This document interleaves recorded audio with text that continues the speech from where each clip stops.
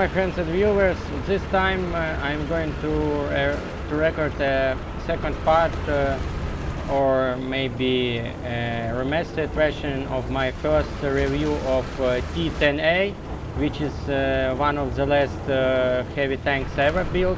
Originally it was called IS-10, but during the Khrushchev's era and his program of de-Stalinization, the tank was renamed from IS-10, which meant Iosif Stalin tank number 10, to T-10, which means тяжелый 10, or heavy tank number 10 in Russian.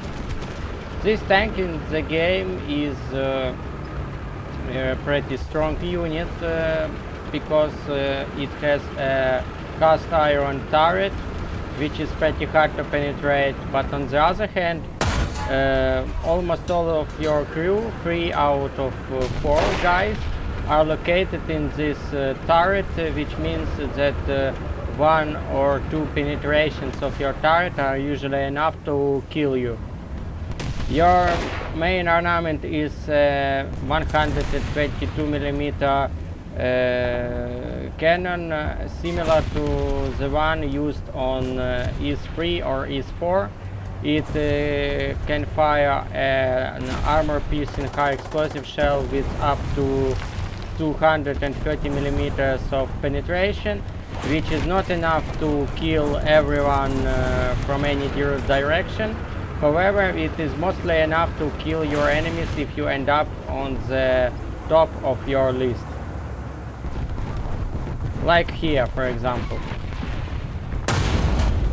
We destroyed this Ferdinand from behind. The explosive charge inside your armor-piercing high explosive shells is pretty big, which can be said about all other Soviet 122mm cannons, and it is enough to blow up most of your enemies, especially if you manage to flank them or some who get behind them.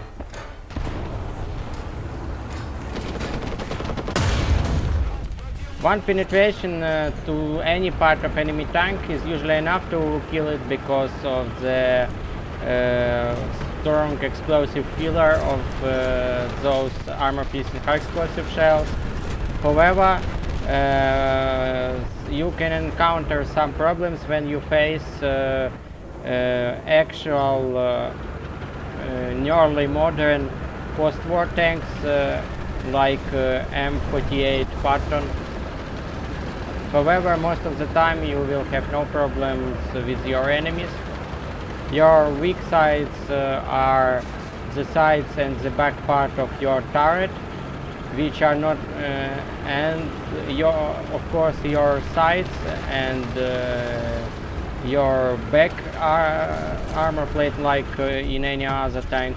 Another strong side of T-10A is that unlike most other tanks, it has a coaxial 50 caliber heavy machine gun, and it also has another DSHK heavy machine gun on the top of the turret.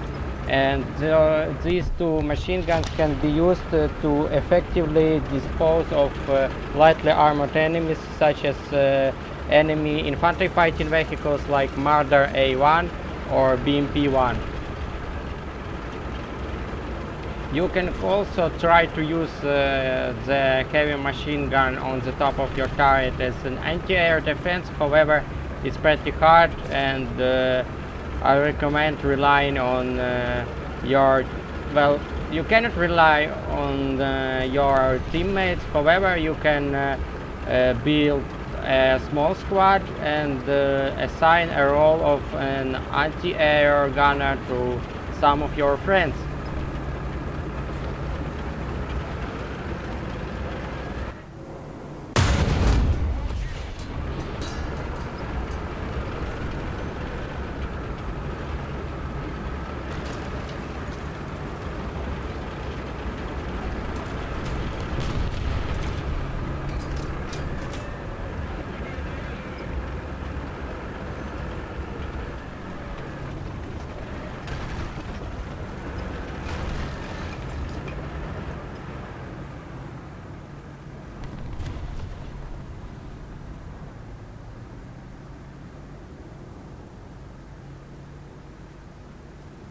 Now I'm replenishing my smokes and back to the battle.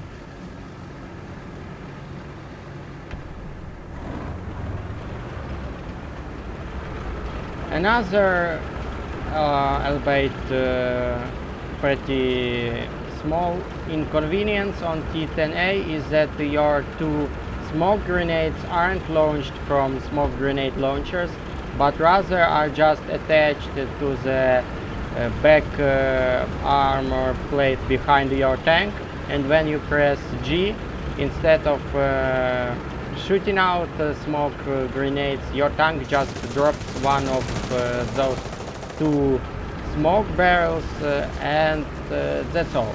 It is better than nothing, but this smoke distribution system is way worse than smoke grenade launchers on most Western tanks. So we had spotted another enemy Ferdinand.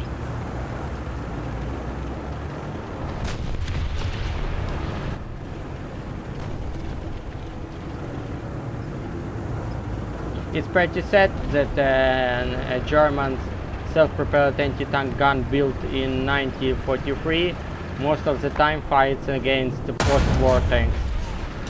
So we kill another Ferdinand from behind.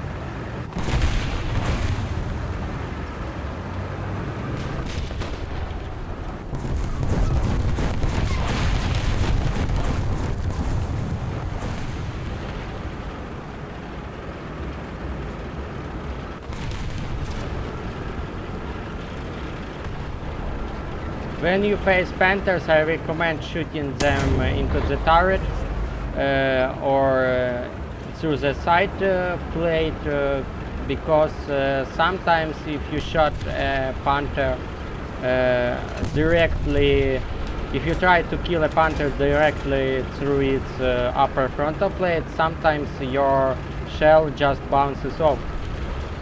Which is not okay, so I recommend killing Panthers by shooting them into the turret.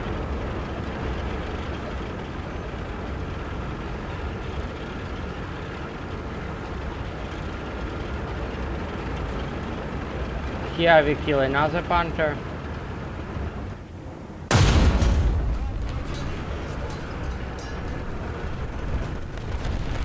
And now I'm going to die.